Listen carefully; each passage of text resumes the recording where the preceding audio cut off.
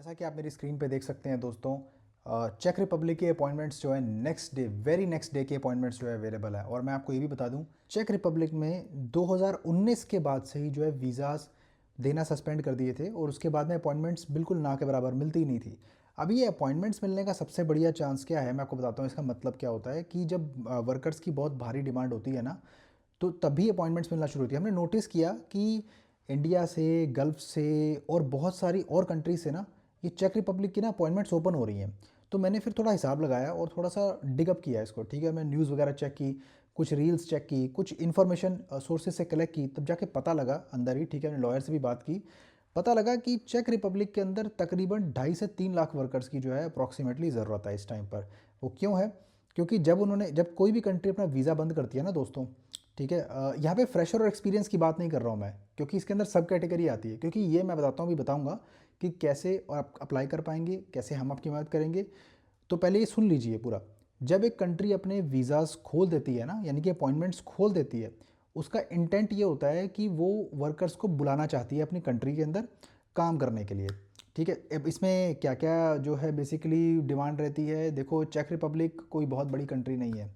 तो मैं आपसे यही बोलूँगा दोस्तों, अगर आपने अप्लाई करना है मेरे साथ या किसी और के साथ में, डोंट वरी, ठीक है। आप किसी के साथ भी अप्लाई कर सकते हैं, लेकिन जनरल जानकारी है जो मैं अपने चैनल पे देता रहता हूँ दोस्तों। चेक रिपब्लिक इस समय शॉर्ट स्टे वीज़ा की अपॉइंटमेंट बिल्कुल ओपन किए हुए है, ठीक है। अधिकतर इंडिया से और बाकी गल्फ़ कंट्री से तो मेरे को मालूम है, बाकी अपनी भी कंट्री में चेक कर लेना, आई एम श्योर अवेलेबल होगी। 3 महीने का, 6 महीने का, 9 महीने का सीजनल वर्क परमिट होता है इसका, जिसके बेस पे आप जाके वहाँ पर ऐसी जॉब्स करते हो जैसे कि आपके agriculture, construction industry, factory, warehouse worker, metal plant के अंदर, रबर प्लांट के अंदर, या फिर रॉ मटेरियल फिनिशिंग गुड्स वगैरह जो होते हैं उसके अंदर, सप्लाई चेन में, या फिर जहाँ पर कोई ऐसा काम हो कि जहाँ पर कार के स्पेयर पार्ट्स, ट्रक के स्पेयर पार्ट, या इसके अलावा कोई और ऐसा कोई लकड़ी का काम होता है, ठीक है। तो इसमें सीजनल वर्कर्स की बड़ी डिमांड रहती है, ठीक है। आप चेक कर लेना, मैं आपको ये सब इन्फॉर्मेशन अपनी नॉलेज के अनुसार बता रहा हूँ दोस्तों।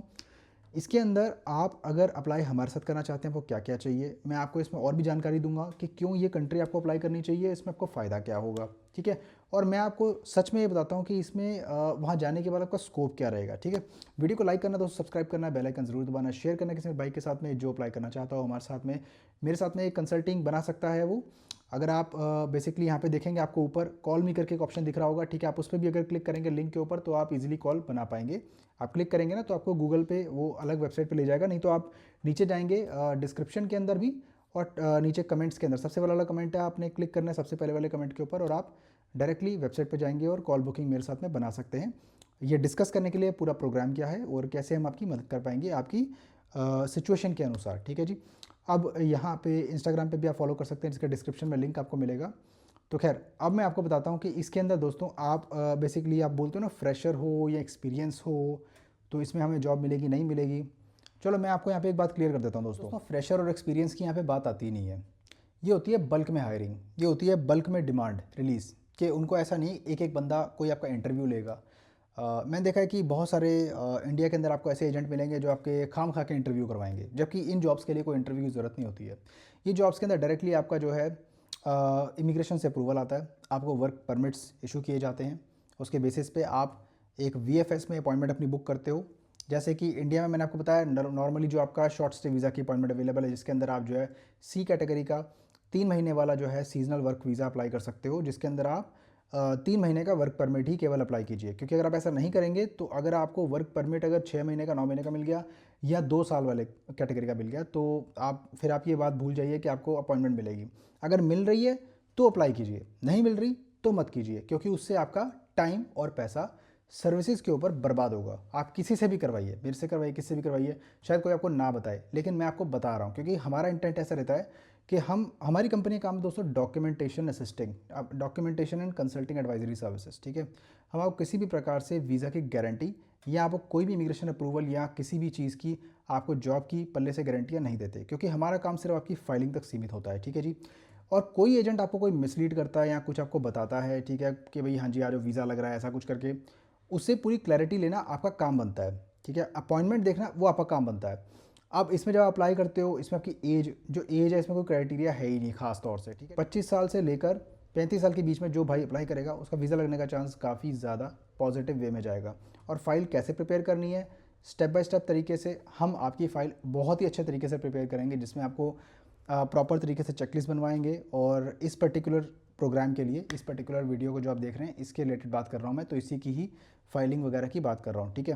प्रॉपर आपके एम्प्लॉयर से, रिक्रूटिंग पार्टनर जो हैं उनसे आपके वर्क परमिट मंगवाएंगे और आगे आपकी पूरी फाइल प्रिपेयर करके आपको तैयारी करवा के जो भी आपके डॉक्यूमेंट्स चेकलिस्ट के अनुसार लगने हैं वो आपको हम करवा के वीएफएस के अंदर अपॉइंटमेंट आपको अपनी कंट्री के अंदर दोस्तों एक बारी बुक खुद करनी पड़ेगी। उसका रीज़न ये है कि हम आपको कोई भी अपॉइंटमेंट की गारंटी नहीं दे सकते, ठीक है जी। वो आपको खुद बुक करनी है, उसके बिहाफ पे ही आप जो है अपना वीएफएस में सबमिशन करोगे। जब आप पीसीसी बोलते हो ना, पुलिस क्लियरेंस सर्टिफिकेट वगैरह, ये सब वो आपने प्रोसेस के मिड में बनानी है, क्योंकि ऐसा ना हो कि आप बिल्कुल उसको देर कर दो और वो आपकी देर हो जाए। मुझे नहीं चाहिए पीसीसी अप्लाई करने के लिए, आपको बाद में वीएफएस में देनी पड़ेगी क्योंकि वो मांगेंगे आपसे, ठीक है जी।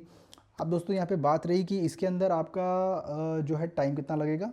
टाइम आपका इसके अंदर बहुत ही कम लगेगा, तकरीबन 90 to 95 working days excluding public holidays, Saturday Sundays या कोई भी गवर्नमेंट डिलेज, उसकी हमारी कोई रिस्पॉन्सिबिलिटी नहीं है। क्योंकि आपको ये देखना है कि जो काम होता है वो सिर्फ़ और सिर्फ गवर्नमेंट एजेंसीज़ के थ्रू होता है। हमने तो सिर्फ फाइलिंग करनी है, दैट्स इट। जो मेन काम है वो आपका पब्लिक ऑफिस में होगा ना, तो उसी में देर लगती है, ठीक है। और वो कब होता है, कभी कभी डिले होता है। देखो दोस्तों, दिसंबर जनवरी, ठीक है, बीच में ना आता तो ये आप मंथ्स काउंट ही मत किया करो, है ना। दिसंबर जनवरी में कोई भी, मेरे से नहीं किसी से भी अगर आप सर्विस लेते हो तो ये बात याद रखनी है, दिसंबर जनवरी तो आप भूल ही जाओ। फरवरी के भी मिड में जाके आप जो काम जो है ना कोई स्पीड पकड़ेगा वो थोड़ा स्टार्ट होगा, क्योंकि बहुत ज़्यादा जो है बहुत सारी कंट्रीज़ के अंदर, वेस्टर्न कंट्रीज़ में बर्फ़ पड़ती है, ठीक है, और बहुत ठंड होती है, जिसकी वजह से कई बारी रास्ते ब्लॉक हो जाते हैं, रोड जाम्स हो जाते हैं और उसकी वजह से गवर्नमेंट ऑफिस भी कई बारी बंद रहते हैं। तो ये चीज़ें इंडिया में बैठे हुए इंसान को या गल्फ़ में बैठे इंसान को समझ में नहीं आएगी, क्योंकि वहाँ पर ऐसा टेम्परेचर नहीं होता अधिकतर प्लेन्स के अंदर, ठीक है जी। तो आप कभी भी अप्लाई करते हो तो दो चीज़ों को आपने ध्यान रखना है। हमारी कंपनी से अप्लाई करते हो, बाद दफ़ा अगर मैं आपसे बात कर रहा हूँ, आपका प्रोसेस मैं ले रहा हूँ, ठीक है, टेक ओवर कर रहा हूँ, तो आपको दोस्तों ये बात याद रखनी है, प्लीज़ आप अगर अपना एटीट्यूड नहीं संभाल के रख सकते, ठीक है, तो आप मेरे साथ में प्रोसेस ना स्टार्ट कीजिए, ठीक है। मेरे को बिहेवियर इशू वाले जो बंदे हैं ना वो बिल्कुल पसंद नहीं है, ठीक है। पोलाइटली अगर आप तमीज़ से काम करेंगे, रिस्पेक्टफुली मेरे साथ में चलेंगे, तो रिस्पेक्टफुली आपको जवाब मिलेगा, रिस्पेक्टफुली आपका काम किया जाएगा। तरीके से एक दो चीज़ें एक्स्ट्रा ही करके दूंगा, ठीक है।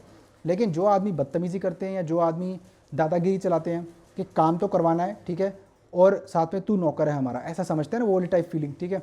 तो मैं ये बात बहुत ही प्यार से उन लोगों को समझा दूं कि काम यहाँ पे आपका है, मेरा नहीं है, ठीक है। आपको बाहर जाना है, मुझे नहीं जाना, ठीक है, मैं ऑलरेडी हूँ। तो इसलिए अगर आपको अप्लाई करना है तो बिल्कुल पोलाइटली, प्रोफेशनल तरीके से, विनम्रता से किसी से जो बात करके तरीके से अपना जो है आपका काम आपको करवाना चाहिए। तो बाकी मुझे यही आपको समझाना था कि इसमें अप्लाई करने का आपका जो सिस्टम है बहुत ही बढ़िया रहेगा, अप्लाई कर लो। अगर अभी नहीं किया इसमें तो ये भी आपका सिस्टम ख़त्म हो जाएगा, फिर आप बस वही बात है, बैठने वाली बात है, इंतज़ार करने वाली बात है। इससे तो बढ़िया कोई सिस्टम है ही नहीं, जबकि ये शेंगन कंट्री का ऑप्शन आपको मिल रहा है। 3 महीने के बारे में मत सोचो, एम्प्लॉयर वहाँ पे जाने के बाद में हो सकता है कि आप बात करो तो हो सकता है मे बी आपको एक्सटेंशन या कुछ देर, क्योंकि ज़रूरत होगी तो ज़रूर आपको रखेगा वो, है ना। तो खैर ये चीज़ एम्प्लॉयर पर डिपेंड करती है। बाकी वीडियो को लाइक करना है, सब्सक्राइब करना है, बेल आइकन जरूर दबाना, शेयर करना है किसी भाई के साथ में, इंस्टाग्राम पे फॉलो कर लो।